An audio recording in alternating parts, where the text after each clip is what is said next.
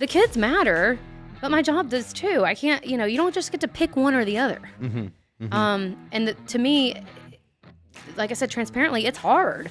It's hard to be really good at your job and be responsive and professional and show up for everybody the way that you want to show up for them, and do that same for your kids.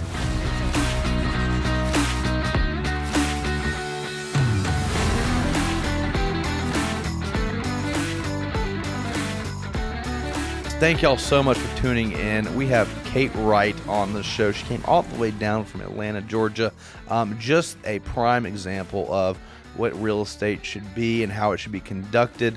You're going to learn a little bit about a work-life harmony. We're going to talk about planning in a family with multiple children and how to be more financially responsible. We're going to talk about how to handle buyers in an upcoming change with all the new rules and stuff on the horizon here in August. This is going to be an episode you do not want to miss. We're so excited, and it's actually one I'm going to go back and listen to quite a few times. And as always, thanks for listening. Telling me that because there were signs 2 owners ago that you got to treat it and you can't write me a termite letter unless I spend $1,000. That's what's similar to what's happening right now. Yeah. It's a big box company here in Atlanta. Well, we're not in Atlanta right now, but in Atlanta, that the buyer sent out, paid them. Okay. Came out and he's like, well, the deck is in contact with the house and the deck is wood and I can't see under it. So even though you have a bond with a different company, I can't write the termite clearance letter and sign off on it unless you go with a bond with us. Sounds like you got to go get the bond with the original company. Big problem. So I call, not that, you know how real estate is. Not that I had to do this, but I went to do this to make sure that we'd close. Yeah. I called my client's termite company and was like, emergency, 911, get out here tomorrow morning because we're supposed to close on Friday, and I don't want this to be delayed for my seller's sake. I'll handle whatever needs to be handled for you guys to write a termite clearance letter, even though the buyer needs to pay for it. And we'll figure this out. We're going to figure it out. It's going to be okay. And they were like, well, we need to speak with the seller. No, you don't. I know that they've been a customer of you all's for 32 years. And she goes, well, you're not lying. I see it in the file. They pay $46 a year for their bond. That's called a legacy. That's his legacy price right there. They got grandfathered in, great-grandfathered in. Yeah, that's like, what, $300 probably a year now that for termite bonds? Oh, more than that in Atlanta. More than that? Yeah. Oh, man. All right, you want to start? Oh, we've been starting. This is all good stuff. Yeah. You don't have like an intro or anything? So, listeners, if you've been listening so far, I don't know where this all gets edited. Right across from me is the one and only Kate Wright. We're going to refrain. I've had all sorts of intros and nicknames I want to just kind of bestow upon her while we're here. We'll call it the... It's like... I'm terrified now. I'm going to refrain because none of them are great. But for those who don't know, Kate has come all the way down from Atlanta, hyper involved realtor in the metro Atlanta market, 3rd generation real estate. Am I correct on that? That is correct. 3rd generation. Just is getting through and has finished her transition to Ingalls and Volkers in Atlanta. Volkers. Yep, but was formerly a Metro broker, correct? Mm-hmm. Metro brokers. Who is sneakily, maybe not so sneakily, they're not really in our market, but the largest broker in Georgia. Correct. Yeah. Absolutely. So tons and tons of experience passed down through multiple generations. Hyper involved at the local, state, and now doing some things at the national level. Some bigger things at the national level, just starting to, when you finish up NAR leadership? I will graduate in November in Boston at NAR next, NXT. So NXT, okay. If you're coming, No, I'm not. You're not going to be there. All right. Too many. I'm conferenced out. We got the Georgia. Conferenced out. Okay, yeah. Well, I would encourage you to go in the future. It's a great conference. Give me some time.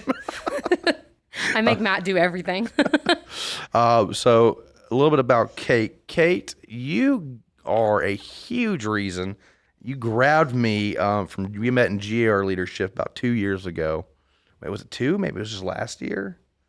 January of 23. 23. Gosh, this happens quick, doesn't it? Mm-hmm. You grabbed me and you were like, come on, we're getting involved at the state. And I was really apprehensive about going to those things. Just a lot of money. I didn't see the value in it. And you were very key in getting me going. And man, a lot has happened in not a lot of time, actually, now that I think about it. maybe slow down a little bit.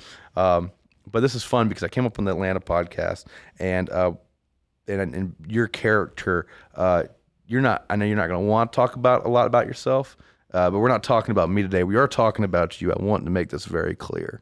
Well, I did just get dropped off, like I'm coming to school, so I'm ready. You did. Good, good. So, what we're going to talk about today is going to be a little bit about things I think that really that you impressed me with is your ability to do all that you do, how that you do it, your discipline behind it, your passion for what you do, your passion for the industry as a whole. I think you might have some of the best, well-behaved kids in the world. And I think a lot of people just want to hear how that happens. Wow. I'm not sure if it was from you or from Michelle, who were talking about the wooden spoons at the house. But okay, let's not get carried away. I just think that's so awesome. I'm a little old school, but it's all very carefully done. It's very tasteful. Well, Matt, thank you for having me here. And if you want to talk about how I discipline my kids, we can do that. All I'm going to say is I might have turned out a little bit better if the visuals around the house are a little more pronounced. Yeah. Majority of what that is just a visual. Yeah, it is a visual. That's what I've heard. Yeah. So tell everybody about yourself. Well, you said most of what's needs to be said. I'm obviously here because we know each other through real estate. Mm-hmm. We did meet at Georgia Association of Realtors. For those who don't know what GAR is, I'm sure they do. Leadership class of 2023, best one yet, of course. Of course. And when I walked in the room, I thought, okay, here I go. What am I getting myself into? Another one of these. But you know what I always realize is the best thing I leave those with is the relationships. Mm-hmm. And truly, that is really these like the leadership programs, anything that I get involved with. Mm-hmm. The best thing I leave with is the relationships. Mm-hmm. Sometimes, you pick up a little nugget here and there. You maybe add something into the way that you do business or the way that you lead or your perspective or whatever it might be. It's not that the programs don't have value, they do. But to me, the most valuable part of any of that time spent learning with other people, with peers, with people who do what you do from different areas, from where you are, is truly the relationships and the depth that those relationships get to go to in those classes. And so first day when I walked in, I was thinking to myself, first of all, I had just gotten a speeding ticket on the way to that first class, so I was a little ticked off. I don't like to get speeding tickets. I was in Columbus. But it was in Columbus, but I really don't like to be late, so I guess it was worth it because I wasn't late. I was just looking around the room thinking, like, who am I going to connect here? And as soon as I saw you and you raised your hand and started talking, I was like, that's going to be my friend. And I tapped you on the shoulder. Like you said, I drug you to the YPN, I think, reception, and basically voluntold you that you were going to continue doing YPN. Mm-hmm. And then promptly told you that you were going to be going to the YPN Advance in Chicago and stayed on your tail. That you're all leaving me to my own devices this year, by the way. Like, everybody is just not going to be there this year that I knew last year. Matt, I have been to the YPN Advance so many years. I don't think they'd allow me to come back. I have overstayed my welcome. All I'm saying is you still are eligible this year. Well, for people who don't know what YPN Advance is, just a quick rundown on what that is that it is the National Association of Realtors Young Professional Networks. That's what YPN stand for. Their Advance is basically like a mini leadership conference. It's for the people who are rising leaders the following year of their YPNs. So if you're a vice chair or a staff member, staff liaison, staff member who's going to be overseeing a YPN, it's intended for you. Mm-hmm. And it's a little mini conference that's put on by the advisory board, which is in essence the National Association of Realtors, NAR's YPN committee, so to speak. And it's about 20 members from across the state that have been involved, across the country, that have been involved with their state and local YPN leadership that are now leading from the top at NAR. So it's a fantastic conference. I think not just for the content, again, but for the relationships that you're able to build in the network and the people you can build around you to lead you into your year of leadership or lead you into your staff position to have support systems across the country to ensure that you're able to do what you need to do. It's all a great icebreaker, isn't it? Right? It's all a really good icebreaker is what these things are, these programs. For those who maybe who don't want to go to conference because they just don't, they lack the or it just makes you uncomfortable to just walk up to someone out of nowhere and just start talking. Totally. Without a few cocktails, that always makes it a little easier. But during the day, you're in classes and you're learning. These leadership programs. it just happens naturally. Yeah. Which I think it's an incredible thing. These smaller niche conferences, it just happens naturally, and I think it's an incredible icebreaker for those who can use that. I certainly love that. Right. It's a great thing. And it just expands your network from across the state. They very intentionally select those classes.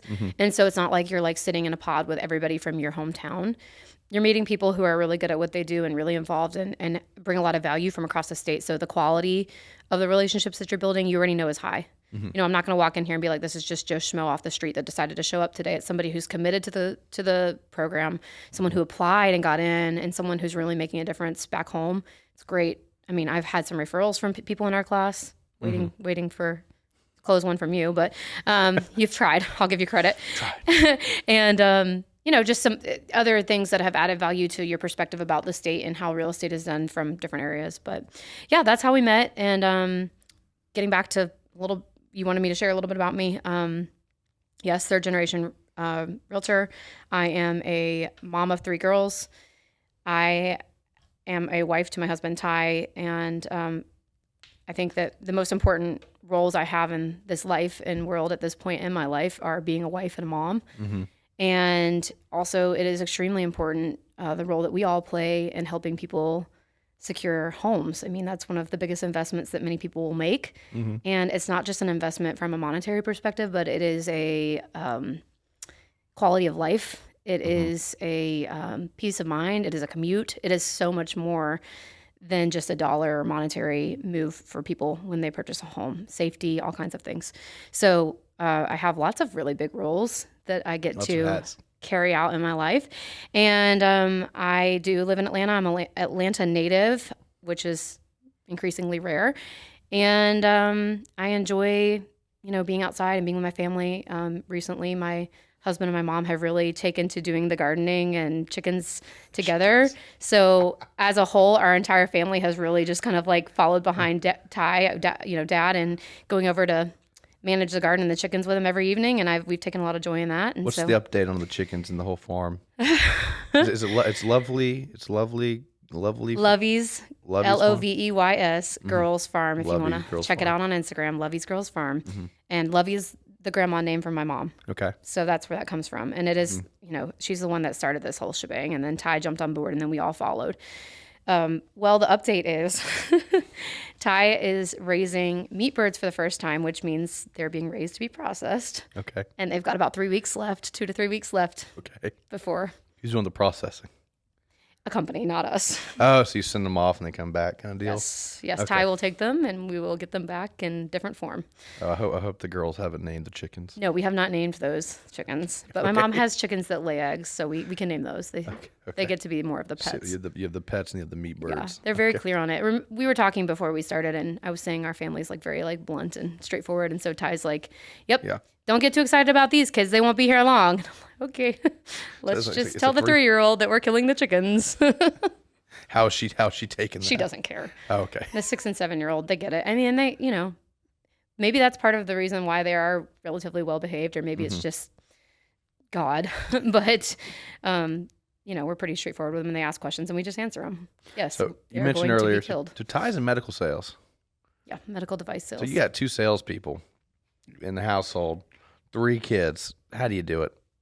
What's the secret sauce? What's some advice you can give to people getting to that stage in their lives? You know, what are some of the process? What's been key? What are things maybe you can do, you should have, or you wish you started doing differently earlier? Well, I think that anyone at any stage, whether you have 2 people working, don't have 2 people working, whether you have children, single, married, retired, whatever you are, organization is huge, right? Just making sure that you're keeping tabs on what's supposed to be going on. For us, we share a calendar. That's huge.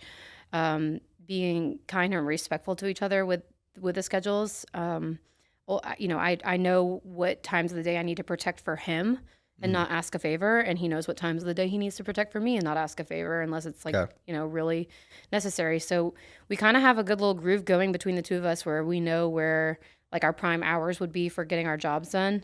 And there's a lot of flexibility between the 2 of us. Ty's a great dad. He's super hands-on. He has no problem taking the girls with him to go to the store, go over to the barn, play outside, get the yard done, whatever. He's totally fine with that. So that's a huge blessing for me. Okay. But really, I would say just organization, being flexible, and I mean, yeah, there's some disciplines that we have, and not just discipline with the wooden spoon, but just disciplines in the way that we live our lives. Like I know that if I want to go to the gym, I got to go before everybody wakes up. Mm-hmm. He knows if he wants to go to the gym, he needs to go before or after the kids go to bed or before he comes home from his, work day. Mm-hmm. So there's different things that we kind of integrated into our lives that, communication is important, but we kind of got a little like flow, and it changes. That changes. Yep. So that's why I think flexibility is important because, as the kids grow, as the seasons of your jobs change. I mean, for us, real estate's just not linear. Right. We could have a month where we're just completely slammed, and then the next month could feel like we don't have a job. So, just being able to be flexible and help somebody and fill in the gaps where you can. And he does the same thing for me. So. Okay. And your schedule sort of changed a little bit with seasonal things like school and. Yeah, I mean it's summer right now, so the kids are home. Okay. And yes, what's the transition like there? Boy, you go from having like a everyday schedule and knowing kind of what's going to happen to being like, what are we going to do today? How's today going to go? What are they going to ask for today? Yeah. You want to, as a mom, I want to, I remember my mom didn't work when I was growing up. Mm-hmm. And I remember thinking summer was just the best time ever. And I don't ever want my kids to be like, oh, mom didn't have time for us, or she had to work the whole summer, or we were bored staring at the wall waiting for her to come home. So I'm always trying to we joined a pool nearby our house, and trying to go to the library and do the summer reading and do the things that my mom did with me, mm-hmm. And not put them on the back burner. So, it is a little bit of a challenge in real estate. I think it's very easy for us, and I know you don't have children yet, but and it's probably a little different. I'm not going to make assumptions, but I will. I think it's a little different for females than males because we are typically, not always, the most responsible parent of the two for the children and their activities and what's going on. And so that said, I want to make myself available to them, and I want to prioritize them, but that doesn't mean I get to ignore my job. Mm-hmm. So just trying to find that balance and that harmony in the different seasons. Yeah, what are some creative ways you've sort of been able to maybe like you're spending time, integrate the way you spend time with your children and kind of work on your business at the same time? Well, that's where I think the structure and organization comes in. Because for me, I know that there are some solids of my day. Like there are some things that are going to happen in my day no matter what. I'm going to get up and go to the gym at least 3 days a week before anyone wakes up. That's like one of those things I'm checking off my list. I know it's going to happen. It's part of who I am. It's part of what I want to achieve, and it's part of how I want to live. Mm-hmm. I also know that at the beginning of the day, before me and the kids get going, unless there's some off day, I'm going to have about 30 to 45 minutes to make sure there's no emails or follow-up things that needed to get done first thing in the morning, mm-hmm. that I had, put on a sticky note or put in my CRM or whatever I need to do for that day. And then, depending on the day, then maybe we have some time, me and the kids go do something, lunch. My youngest, she still takes naps. So it's been a good way for me to split the day up because I know we're going to be back home and she's going to be in her room. If she's not sleeping, she's at least reading a book from 1 to 2:30. And I have another window that my big girls know I'm working. Mm-hmm. Okay. Like, from 1 to 2:30, you can practice. Here's your list. You can practice piano. You can practice your math facts. You can play with each other outside where I can see you in the yard. You can, do art. You can read, whatever it is. I have an hour and a half where mommy's working. And I don't feel bad about telling them that and that I can't tend to them during that time because I try to keep it concentrated. And then in the same breath, typically from, 7 to 8:30, I finish the rest of my workday from an administrative standpoint. Mm-hmm. And then I try to be conscientious of the afternoons because, it's nice to be able to spend time as a whole family. So I really do try. It's not possible every day. I still have clients and I want that they are important and they need to see houses. But I try to block off like 5 to 7 p.m., especially during the school year, to be family time. So we'll eat, we'll go outside, we'll go do an activity, maybe run an errand together, go over to the barn. Ty and I are both involved in putting the kids to bed. And then once they're in their rooms, I don't care if you go to sleep or not, but you're not coming out because now your dad is probably finishing his workday and I'm finishing my workday. And then I want to talk to him for a little bit before I go to bed. So just having that structure and that organization and knowing that like the in-betweens, they're flexible. Like maybe it's work one day, maybe it's kids activity one day. But I know that I have these like staple pieces of my day: workout, staple piece of administrative stuff at the beginning of the day, staple piece in the middle, and staple piece at the end to kind of catch up or get in between. And I can tell clients that too, I'll tell them, hey, I'm going to, on the road, I'll be able to look at this I don't have to tell them at the zoo with my kids. I mean, some of them would think that was great. Others, they don't care. They don't need to know. But I'm going to be able to look at this about 1:15 p.m. I'll get back to you. And I do it. You do it. And then there's no question. You set the expectation. You do it. Exactly. Follow through, boom. And I know that I can fulfill. Like, I know that I will be able to follow through on that. Okay. Awesome. And so that's just really cool to hear. I think it's really valuable information. And actually, thank you very much for taking the time now. Just put that in a reference coming down from Atlanta with all this we just heard. Yeah. So thank you very much. Well, my mom helped me out today. My mom helped me out today. The kids spent the night at her house last night, and we live in the same neighborhood. So the kids spent the night at her house last night. That way, Ty and I could leave the house at 6:15 because he had some offices to visit in Augusta. Like I said earlier, I got dropped off. He dropped me off like a kid going to school, dropped me off so I could come spend some time with you. But on the way here, I had longer than usual to get some admin done on the front end of the day because I was in the car. So I actually got ahead. How'd that feel? Was it good? You're like, yes. Yeah, it's really nice, actually. Yeah. I mean, to be very frank and transparent and honest with you, Matt, it is hard. It is very hard because there's a lot of times where I'm like, I don't set a timer, but it's almost like, man, I wish I had 20 more minutes to get something else done. And then I'm like, nope, I told y'all I would take you outside at 9. I told you I'd take you to the library at 9. And I have to put those bookmarks and those stopping points and those parameters in place because the kids matter, but my job does too. I can't, you don't just get to pick one or the other. To me, like I said, transparently, it's hard. It's hard to be really good at your job and be responsive and professional and show up for everybody the way that you want to show up for them and do that same for your kids. And so I think that, I haven't been a mom forever, but I've been a mom for over 7 years. And I've realized that just protecting those windows for each thing is what's worked best for me. So protecting that work window, making sure I have it, protecting that time with the kids, making sure I have it and I'm not working in those windows, and then protecting, going back to work, having those check-in points and the flexibility in between. And being very clear, concise, and disciplined about those windows has been the best thing, it sounds like. That's for me, like, yes. Yeah. Yes. So that's a good point. And even when my children point. were young, for new moms, that work, it's hard. You can sugarcoat it all you want, and people can get up and act like they're super people. That's fine. We can do these things. We can do hard things. It's happy hard, right? I can do it. I'm capable. But it has to be very intentional. And even when they were really little, I did Moms on Call, the sleep scheduling, because I was like, I need to know. What is that, Moms on Call? Moms on Call is like a sleep scheduling method for babies. Okay. And it works, but you got to do it for real, do it. Okay. And I knew, and at that time, my husband's a nurse practitioner. So he was still working in a clinical setting and he was at a hospital. And okay, I didn't know that. So he went from... Yeah. Okay, yeah. okay. He's not really a sales guy. Now he is. Yep. But he was really has a medical background. Yeah, okay. Went to school here in Augusta. Real? Okay, that's why... Makes a lot of sense, right? Yep. Mm-hmm. So... I should have stayed. We'd love to have you guys. Hold on. We're good. We're not moving.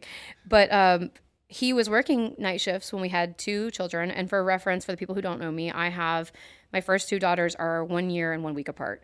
Not on purpose. Oops, God knows best. 1 year and 1 week. Is there some math behind that I'm not thinking of? No, just like they're really close together. Okay. Like really close. Okay. Like when I found out that I was having my second, I thought I was just having deja vu because it was, hey, this is around the time I found out I was pregnant last year with my first. I think I'm having deja vu because I feel a little funny. And, when you're postpartum, you don't know what you feel. And so I was like, this is weird, Ty. And he was working in the emergency room. I said, bring a pregnancy test home just so I can confirm that I'm crazy. Like tell myself I have deja vu. You're joking. Yeah, like I'm kind of joking. And he's like, here. And I'm like, yeah, I might as well take it, And I was like, oh, no. Oh my gosh, I was mortified. I couldn't believe it. I had a 3-month-old baby and I'm pregnant again. I had to call the OBGYN and say, I think I need a pregnancy visit. And they're like, excuse me? It's not that uncommon, is it? I mean, I don't know. I felt like I'm a background in Catholic. I was gonna say, are you Catholic? Yeah. Yeah, just Catholics are just baby making just machines. popping babies out left and right. Oh my gosh. Well, I was probably sitting in the waiting room with a bunch of Catholic wives. You probably were. Yeah. Anyway, I got there. I'm rolling in, to confirm my pregnancy, and I've got a 3-month-old. It's just a little much. That's all I'll say. I like it. I say that to say that it was a bit overwhelming, and for a lot of time during the day, because he'd have to sleep in the day, I was alone, and I was working by myself for myself. Yeah. And I have an infant that's not walking. She's like 13 months. She wasn't walking yet. That was probably good. And then I have a newborn, and I'm managing a business. So I had to have intentional scheduling and organization and structure, because I was like, how am I going to do this any other way? I won't. So I did the sleep scheduling, and I would tell my clients, like, no, I am still available to you, and I'm still good at my job. And I'm going to deliver on everything I say I'm going to deliver on, because I know what my day looks like. While it was scary and tough and overwhelming and all those things, do you think that your children, that was some of the best growth you've seen? Oh my gosh. As a person? Put me up against like a guy that gets to do whatever he wants to do all day. I can get more done in 2 hours than he could probably get done in 10. I'm telling you, I am a G. Okay. I think everyone here in this room agrees. Any mom that is fitting in a job and being a primary parent, they got it going on. They might be really tired at night, but it's a lot.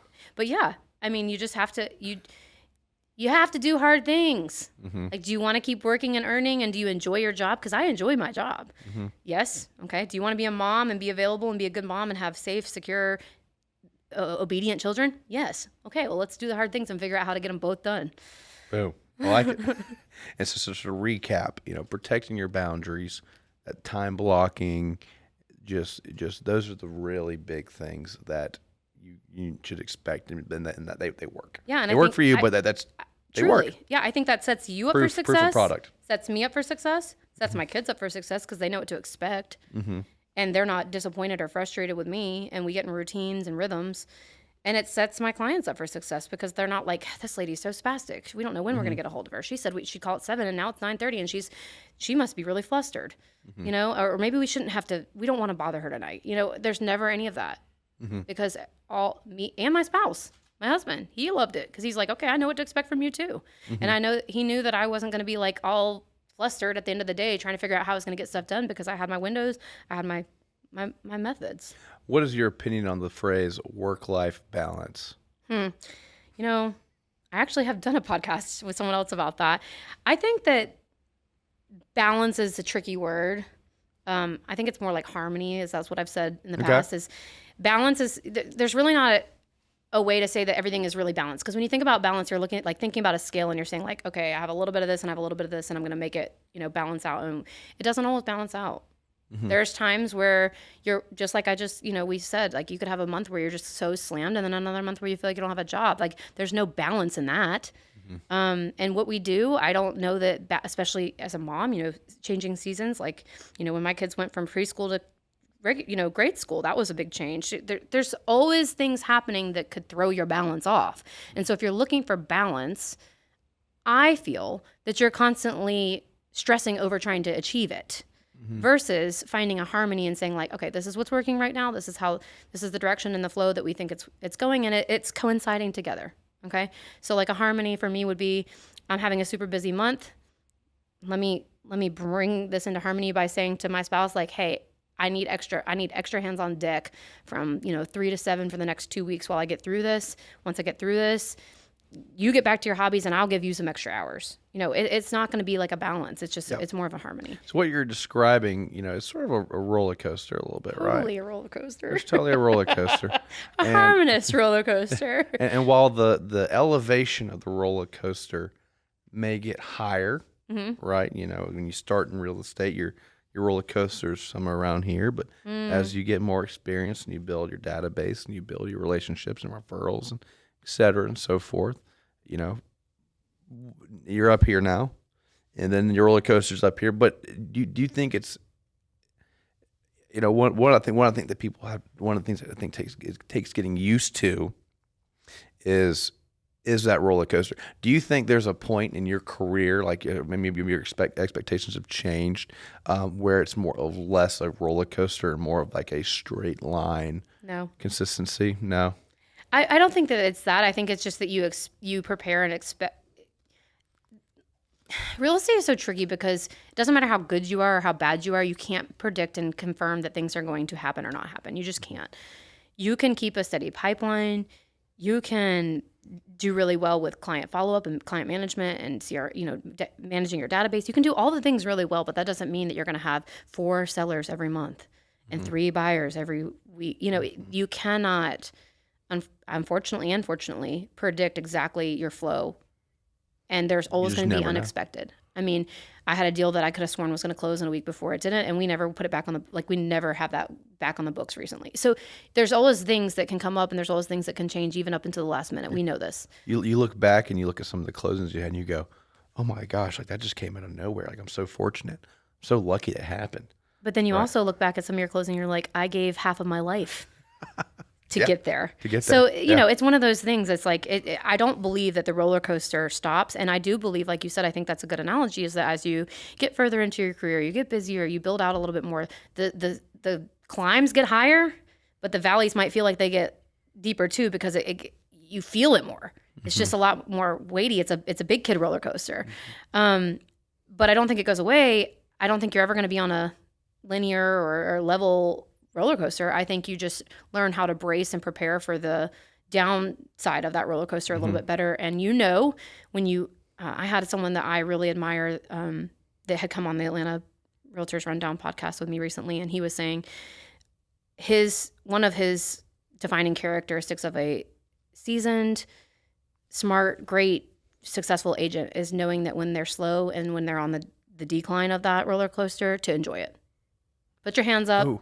Scream, enjoy, and have fun while you're down there waiting to go back up. Because the easiest thing for somebody in real estate to do is to freak out when they start to feel that, oh no, we're getting to the bottom of the hill. What do you mean I only have 2 houses under contract right now? I just had 15. But if you're working your plan, if you're doing what you said you were going to do, if you're consistent in your, database management, all the things that we could sit here and talk about that people know entail making a good agent. If you're doing those things, then there's no reason to be freaking out at the bottom of the roller coaster, because you're going to come back up.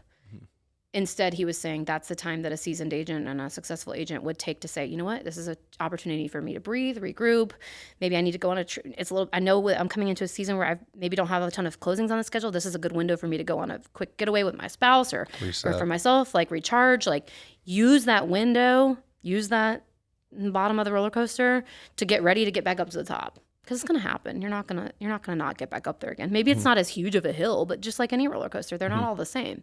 So that was something that he said to me recently that I thought was very wise, is a seasoned, successful agent is not going to freak out when they're on the downward slope of their roller coaster ride. Making, you have a few lemons you're giving, you got to make lemonade. Like Ron White said, hopefully find someone with a little bit of extra vodka around. Have a party. Well, not everybody drinks, Matt. No, I do. Heavily. But yeah, I mean, and it doesn't, here's the other thing.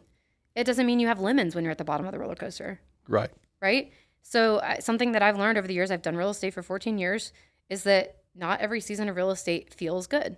Not every season of real estate is lucrative. Not every season of real estate do you feel like you're accomplishing the things that you want to accomplish. And so if you can come to a space and a time and a realization, looking at your business as a whole, that doesn't mean it's bad. That doesn't mean you're bad. And you don't dwell in that. And you don't live in that space or say oh, I'm going to be all down and out. You're going to be fine. I don't have to be dealt lemons right now. Mm-hmm. It's just part of the seasons of this job. It's just part of the seasons of growing, and it's part of the cycle of having being a real confidence estate in the work agent. you're putting in. Right. Having some now, if you're sitting around drinking vodka lemonades and not working, then we'll talk. But if you're working and you're doing what you're supposed to be doing, I don't think people should be too down on themselves when they have windows of slower paced seasons. I don't. So expectations. Let's talk about your future a little bit. What are some goals you have coming up? What are some things you're looking at doing? Tell us about where you're headed.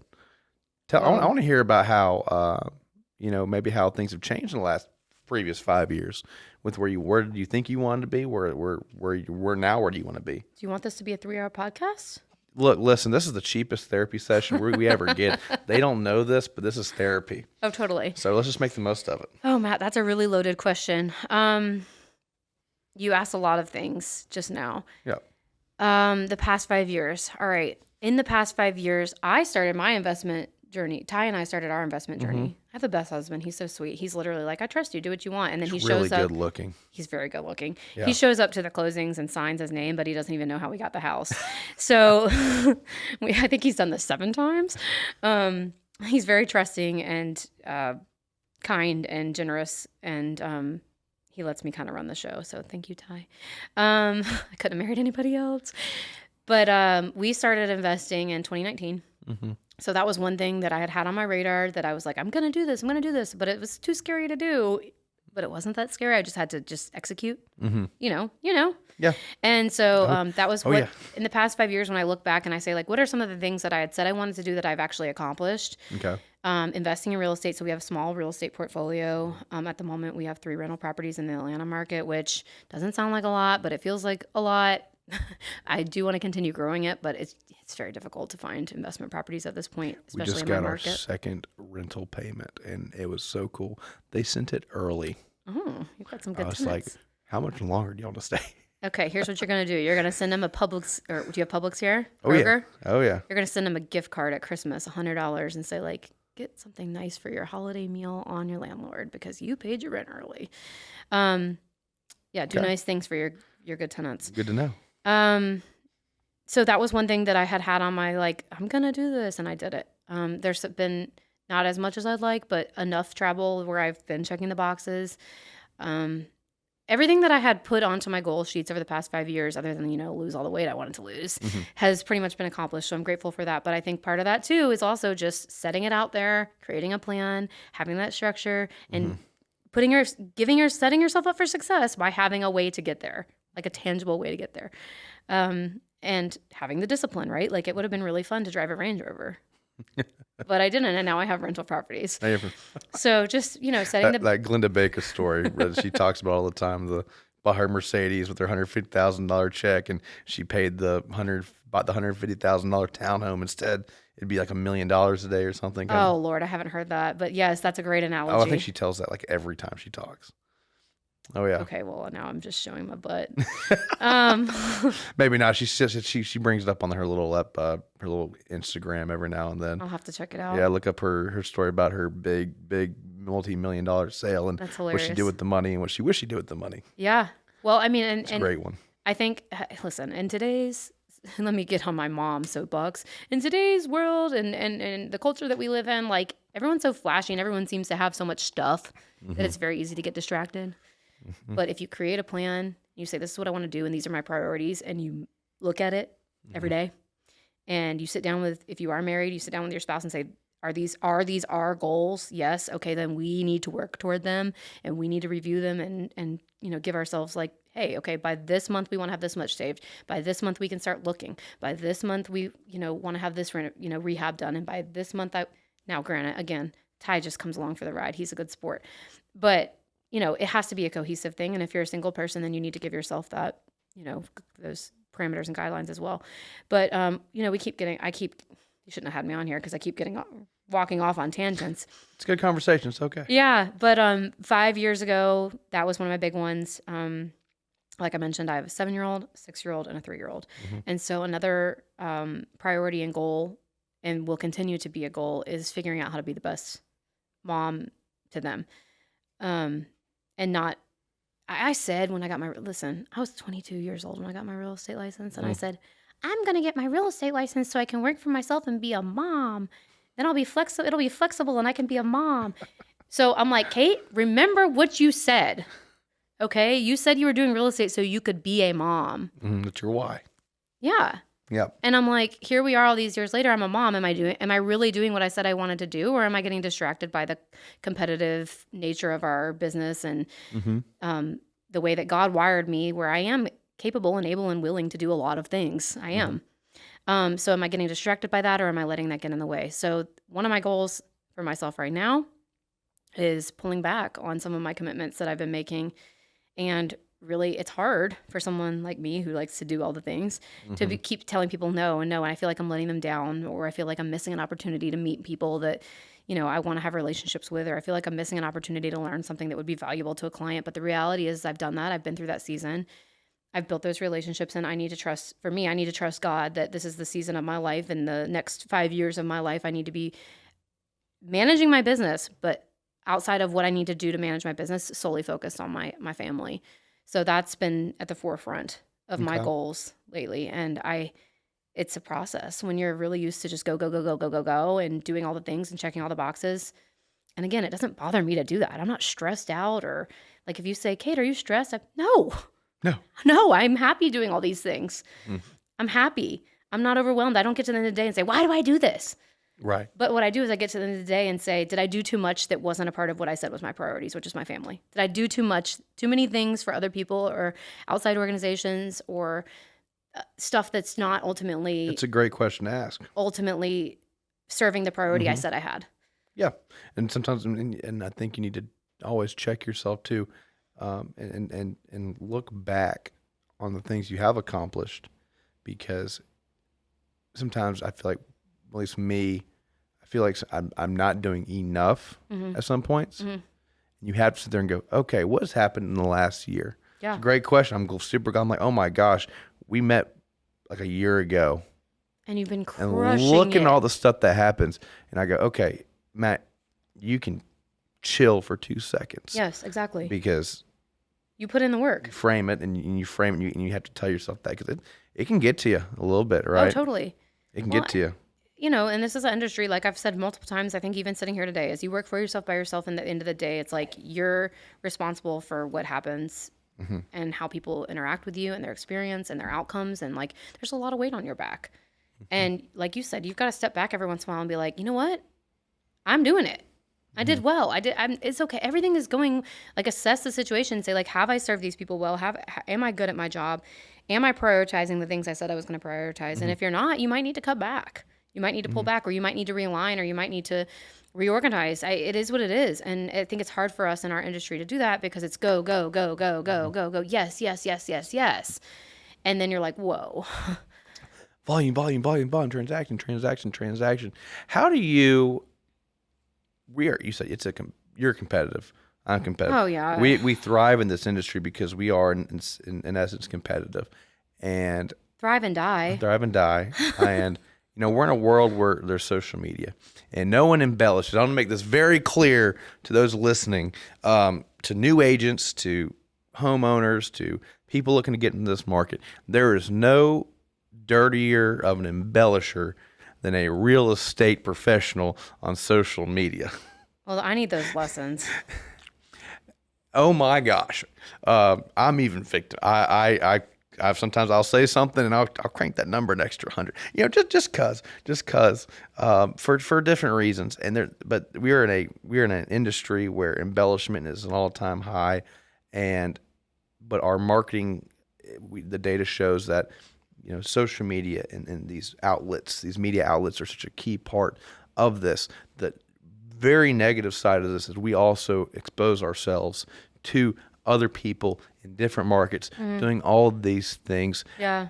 I'd love to hear from you, because, how do you be realistic with yourself, confident in yourself, and how do you turn that noise off? Tune it out.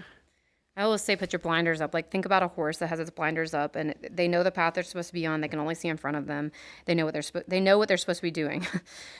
Put your blinders on. Like, don't look to the left or the right. Don't look down. Don't look up. Just look straight ahead. Like, you know what you need to be doing. You know what your numbers are. I hope. I mean, I know you kind of didn't when you came on my podcast, but we know what are we at? No, we don't know. we know we need to stay in our lane, right? And I think that that's a great point you brought up. There's so much smoke and mirrors. I mean, that's all Instagram is for a lot of people. And there's some people who are like me who feel like they're not very good at it, but they just post what is, and hopefully it's enough. You don't know. You don't know what you're looking at. Just like, people, what was the book, The Millionaire Next Door, where they were talking about statistically, like, the wealthiest people are driving like the beaters down the road. Like, you don't know that the person that hardly posts on their Instagram and has 460 followers is not absolutely crushing it in real estate. Yeah. And I've seen a lot, especially, Atlanta's a big flashy city. A lot of people who look like they're successful, and when I go and pull their numbers on the MLS, I'm like, huh? Oh. Who's your sugar daddy? Because that's just, the math ain't mathin'. Who are you going to go see on that vacation in Cabo? Goodness. But you just never know. And I think that if people are making assumptions or judgments or, comparing themselves to others on social media, it's just not an accurate measure. It's just not a good way to do that. Ultimately, I tell newer agents that come to me and talk about some of these things or ask, or we have discussions, just don't even compare yourself to anyone. Doesn't matter. It doesn't matter. How many, what do you need to do to put food on the table and be fulfilled in your job? What do you need to do? Is it 2 houses a month? Is it one? Is it one every other month? It's going to be different for everybody. What do you need to do to put food on the table, give the best experience and service and skill set to the client, and be fulfilled in your job? What do you want, and what are your goalposts, right? What are your goalposts? How do you keep? And you said put your blinders on.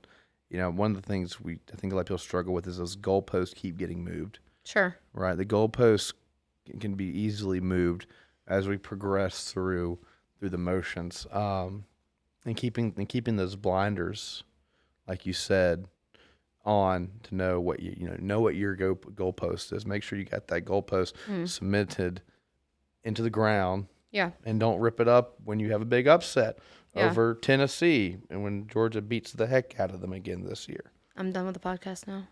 You like that segue? I'm really happy I just pulled that out of my butt, and I thought it was really good. When I said Tennessee, I was like, that's right. She's a Rocky Top fan. Go Vols. Oh, my gosh. Get me out of here. Can we change that lighting back there from orange? Can we go to red over there? It's bothering me now. Oh, so insecure. I think that, you just have to, so much, we talked about discipline earlier. Mm-hmm. So much of all of the things that pertain to like success and looking around and like, squirrel, disciplining yourself, just like it is disciplining yourself to get to your goals, just like it is disciplining yourself to keep structure in your day, and check off the things that you need to check off, like quiet time and a workout. Like those are just non-negotiables. Like do the things that work the plan, and stay focused and have the discipline. So, it's easy to go to a class and be like, oh my gosh, they're doing YouTube and they're crushing it. Or like I could look at you and be like, I bet he's probably just making a ton of money off of doing these things. But I don't know the capacity that it takes to even put that up on the screen. You don't really know. And so I think that if you can train your mind and your spirit to say like, I don't have to do everything that everyone else is doing. I'm not going to be good at everything else everyone's doing. I mean, I know people in the Atlanta market that they have like a niche, like, okay, they door knock or they cold call and they make bank, but they're not going to be on social media at all. Yep. I know people, in other parts of the country that have like huge outreach and client, retention, programs they do that really grow their database, and they're amazing at making those connections and having that social setting to gain business. But, maybe something else isn't. They're never once ever in their life going to cold call or door knock. Mm-hmm. I mean, there's so many things in this industry that we could do. And you could do it and crush it and make a ton of money. But you might not be really good at it. It might not be your passion, and it might not be what you need to be spending your time on. Mm-hmm. And so if people can sit down every year when they do their business planning and say, like, what do I want to do? What am I good at? Where am I already giving my energy and my time and my focus? And what do I naturally thrive in? And how can I build my business out of that? I want to go through one thing. You mentioned something earlier. You're sitting down, talking to Ty, husband, and setting those goals and those consistent goals. Like we want to be here this month and there the next month, especially financially with our roller coasters we've been talking about and everything.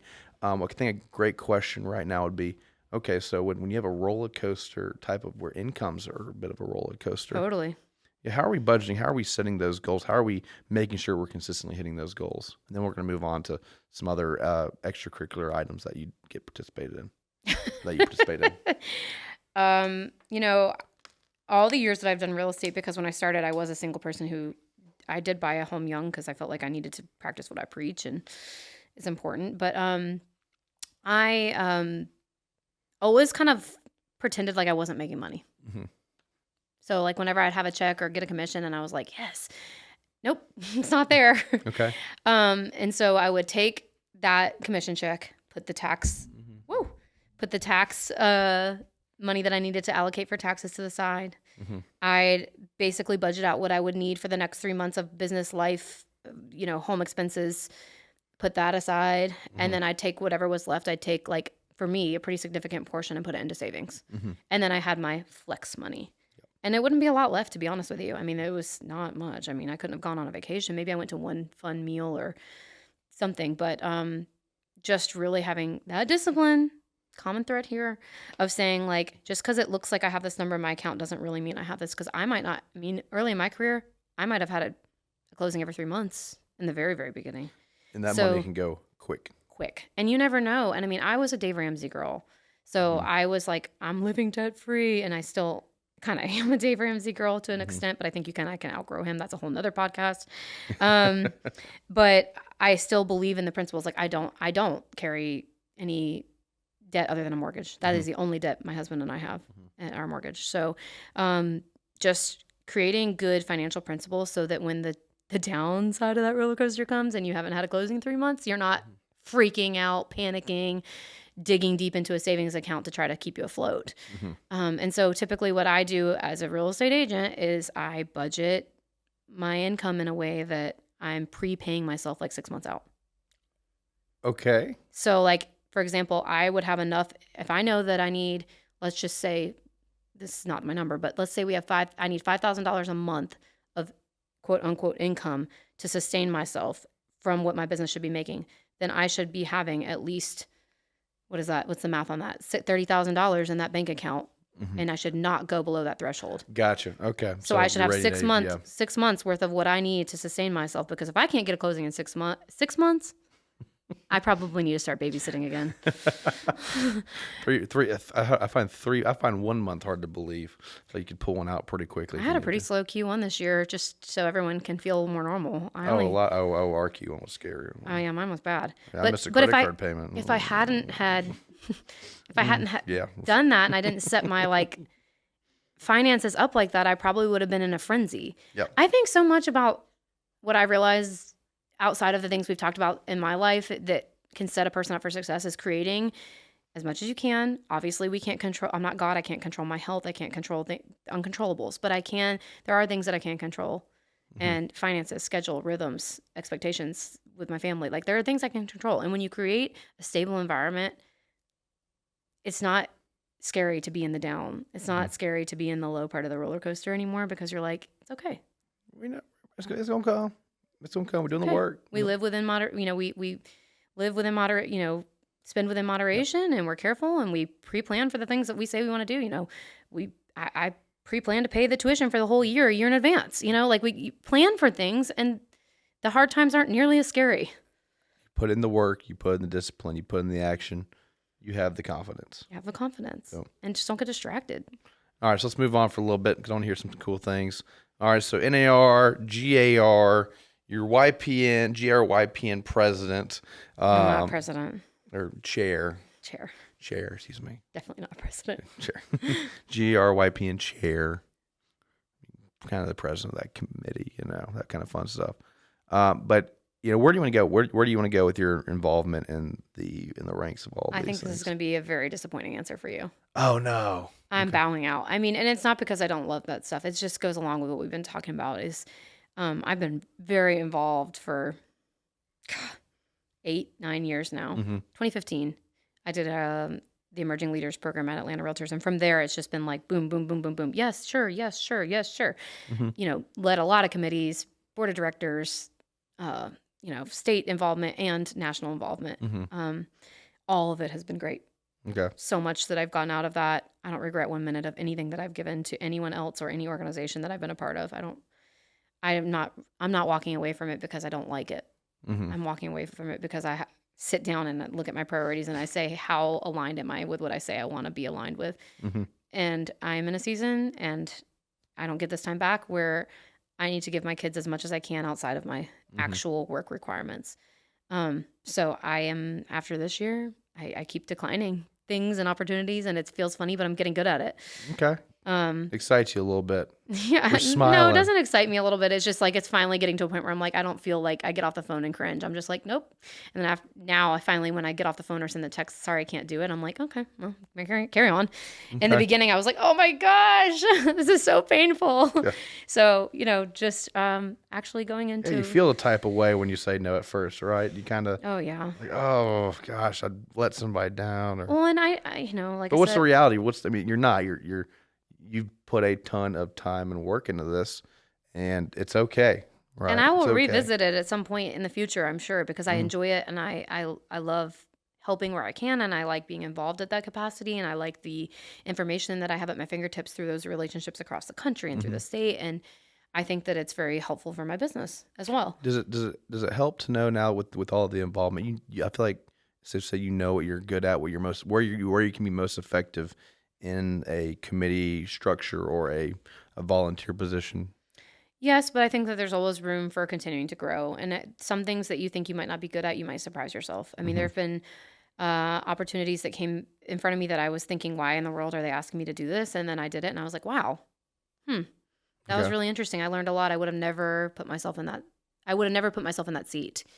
So I think that your involvement, you should be open, but still respect your time and your priorities. But no, I don't regret any of that. And my disappointing part of the answer is that sounds terrible to say, but my hope and desire and plan is to be very loosely involved next year, just attending things instead of leading things. Okay. Which is kind of backwards. But we're going to Destin, right? We're going to go down there. I'll be there. Yeah. And I will continue to encourage people to get involved because I think there's huge amount of value there. Huge. And if you are at a point in your life where you have the capacity to do it and it's not going to affect or take away from something else that you've said was a priority to you, then you should be doing it. So I'm not anti any of these things. Obviously, I've done a lot of it. I've done local, state, and I'm in the process of the National Association of Realtors leadership programs. All of them have been wonderful. Great place to start would be your local association's leadership program if they have one. If not, maybe at the state. Yep. But I think that that's a great way to start exploring and delving into where do I want to start giving my time. And then from there, the people who have maybe a little bit different perspective will be able to notice and tap you on the shoulder or pull you aside like me and say, you're doing this. So if somebody sees something in you or somebody, has a connection piece that they recognize, they're gonna pull you aside and nudge you in that direction, and don't be afraid of it. Yeah, something that this past year, a quick, just 2-word phrase that never occurred to me at all is replace yourself, right? Replace yourself. Replace yourself. I think that was like the OGs of YPN. Yeah, that's what I learned from Chicago last year, and it's replace yourself. And it's sort of like so with our local committees, I'm sitting here and the vice president, like, who do you think would be good? And I'm actually starting to think about that critically.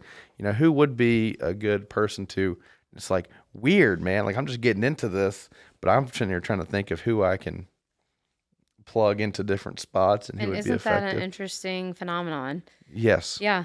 It is interesting because you start to think about like, who's going to, you're putting in the work this year to do this. Who's going to come behind you and continue to have either make it better or sustain what you've tried to put together. And,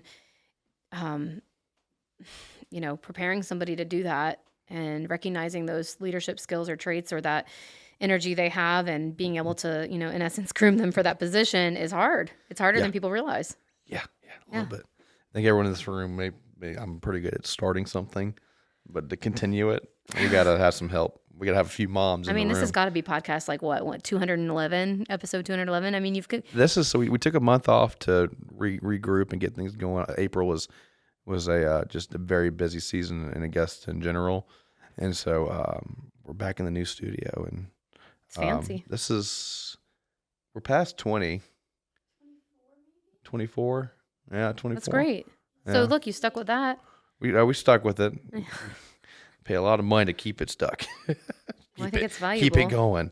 I think we've done a good job of like bringing in a lot of value. The people on this podcast has been to that. I really don't even care about the viewership and all that. What a podcast has been really good for is getting to have a good time where the phone's off, the do not disturb. I don't know what's going on. My watch has buzzed a few times. We ignore it, and we actually have like a real conversation, which in our industry is incredibly tough to do for an hour.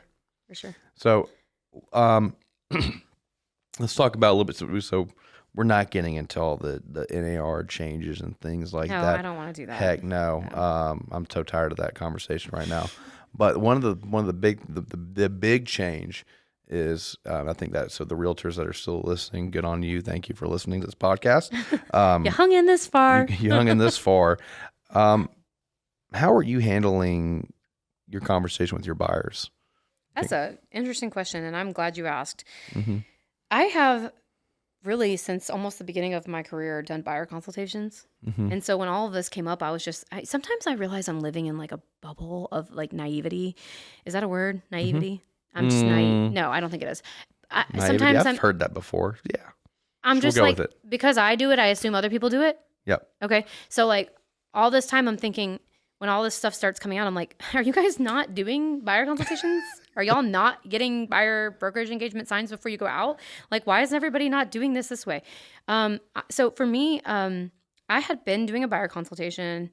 I asked people to reserve about an hour of their time. I'll meet you, or we can do it on Zoom, whatever is easiest.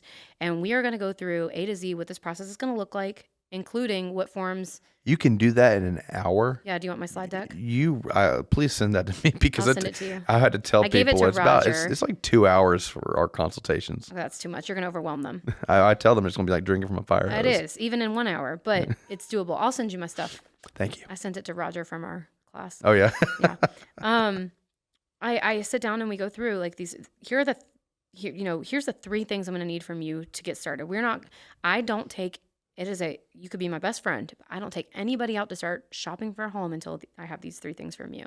Okay. Buyer brokerage agreement, and I'm going to tell you what's on it, and it has to be signed because I am going to be representing you if we're going in a house. And that's their commitment to work with you. Correct. Mm-hmm. And the outline and structure to our professional relationship and how I represent them. Mm-hmm. A pre-approval letter, because we're not going to go see something if we can't make an offer on it and you don't already know what the numbers look like, because we're not about to go shopping for a house and then you call me crying when you get your loan disclosures. Mm-hmm. And it happened way back in the day. And your wants and needs. Okay. And I typically say, like, your needs are, I need 3 bedrooms, I'd like 4. That's a want. Mm-hmm. And walk them through what that looks like, and then I tell them how I'm going to set up their search.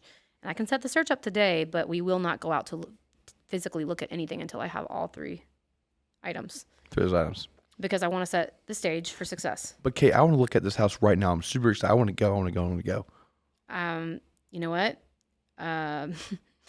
If we miss this opportunity, this is what I would tell somebody.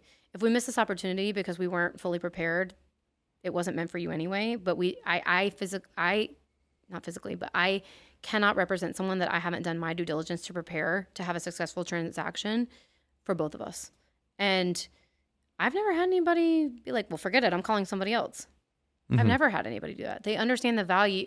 They understand the value in sitting down with me and looking at the big picture and preparing for the transaction so that they will have success. Because us going to see a property today and then throwing, an offer out is like throwing spaghetti at the wall and seeing if it's going to stick. And if it does stick, gosh, this is going to probably be the shakiest transaction of my life, because now I'm basically trying to play catch up the whole time. Mm-hmm. And then I'm going off on a tangent again, but I potentially tarnish my name with that listing agent because I'm going to look like a spaz, because there's no way we can do this orderly when I'm playing catch up with you.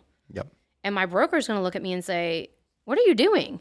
Your brokerage engagement's signed at the same time as your offer. That doesn't make sense. That's not going to hold up if anybody, put it up. Do you mean you haven't said a single thing that would, you're only supposed to say when you have a buyer brokerage engagement signed, and you didn't do any of that before actually signing an offer?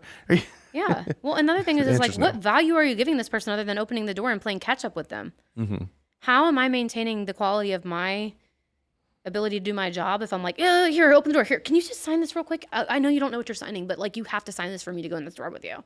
Like, what? Why would you ever recommend anyone to me? Why would you ever refer anyone to work with me if we're like spastically doing this? Mm-hmm. I have had one incident where I had a family member of someone, I already knew this person, and they called me and they're like, I wasn't planning on looking for a house.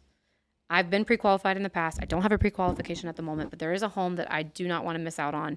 Is it possible for you to meet me? My brother just ran me through his buyer brokerage. I'm willing to sign it. Here's my lender. I'll work with yours, blah, blah, blah, blah. is it possible for us to go see this? I called the agent. Hey, they want to see this. Is it something that we need to see today, or could we go tomorrow or Sunday? You know, it was like Friday. And they're like, we do have offers. We're planning to respond tonight. And I'm like, I called him back. I'm like, I'll meet you over there in 30 minutes. Yeah. And we ended up moving forward and everything. But this was someone I had familiarity with. His brother had already expressed the value. He knew what the system looked like. Like, you know, it was a little different, but it's very rare that I would do that. It can be you really need to utilize that due diligence period in that situation to do a lot of catch up. It's a lot. And ultimately, it's just not the way that I want my transactions to go. And if that means that you're not going to work with me, then we probably weren't a good fit anyway, because I don't operate like that. Yep. I don't operate in like frenzies. I mean, we talked about that for life. Yeah. But and I have a no freak out policy. You know, I think every agent should adopt that. No freak out policy. There's nothing that we should be freaking out about. Nothing. They, you know, we get to the walkthrough and they haven't moved out yet. Don't freak out. We'll figure it out. Yeah. I might be freaking out inside, but no. The further I've gotten in my career, the easier it is for me to actually abide by that policy. Mm-hmm. There's always a solution. There's always a solution. If there's not a solution, then it wasn't meant to be. Mm-hmm. I think one of the greatest lines or whatever, real estate's easy. People are hard. We're going to control the things we can control. We're going to prepare for the worst, hope for the best. And sometimes things are just going to get hard. The important thing to know is that this is the home you're going after. And 6 months from now, none of this is going to matter. You're probably going to forget about what you paid for the house in 6 months. No, but I had this exact same conversation with a client last night. What feels painful today, like 2 weeks extra of waiting or not getting the house that you really thought you wanted, is going to be something you don't even remember once you're in the right home. Right. So your pain, okay, you might have to be in temporary housing for another 2 weeks. Would you rather be in temporary housing for another 2 weeks and have the right house? Or would you rather rush it and try to, force yourself in the door of the wrong thing and live there for 2 to 5 years of frustration? Mm-hmm. You're going to look back at this moment and say, I don't even remember. I forgot that I even had to wait 2 weeks, or how painful that felt in those 2 weeks. Yep. So yeah, there's a lot of stuff that you'll look back at and just won't be nearly as dramatic and painful and horrible as you think it is today. I think this line came out of me just the other day. It's like for every one person who gets that FOMO, and it's like, oh my gosh, like this is it. If I don't have this, I mean, literally, we just had that house on Sedgefield fall through, and they had to have that house. They had to have that house. Only house in the entire world for them. That was it. Tudor branch, open concept, beautiful backyard. Oh my gosh. And roof couldn't be insured. Seller didn't want to fix the roof. It had to fall through. Not even in 24 hours, they had 2 more houses. I mean, we terminated on Saturday. Went and showed it. I came back from Atlanta, showed a house. I didn't even get to shower. Went to the showing, had to have the house. We got the house under contract, and they're like, you know what? Honestly, that Sedgefield house, terrible. Screw that house. This house is so much better. That's how it goes. And you have that story over and over and over and over again. Yeah. So it's incredibly the right answer to be patient, to sit down and take this slowly. Trust the process. Kate, thank you so much for coming on. I appreciate the heck out of it. Taking time out of your day. You are the exemplary, the example, I think, for what makes a real estate agent incredible. Oh, wow. Thank what you. makes just how this business should be handled. So for those who are still listening, the value today has just been incredible. Her story, you can find her at it's Living Right Realty with Ingalls and Volkers. You can find her at Kate Sells ATL. Kate Sells ATL. You can also follow her mother at it starts with an L, right? Oh, the cute little who's page. What's your mom? Lovey's Girls Farms. LOVEYS. Where you can see Ty and all the meat birds. And the laying hens, and his orchard, and the garden, and the flowers. Lots to see. Lots to see. Thank you. I appreciate everything. Well, thank you for having me on. I definitely feel like blessed to know you, and I'm proud of everything that you're doing, and grateful for what you're also giving back to everybody in this industry as well. So, y'all, hope you got so much information. What an incredible conversation we just had. Thank you for bearing through that with us. If bearing is the right word, hopefully we were enjoying it. Once again, if you like what we're doing, if you like what we're producing the value. We'd love to get a review on the podcast below. We'd love a little bit of a subscription. Show us some love. Go check out Kate and all of her social media channels. It's a great thing to follow. And as always, thanks for listening.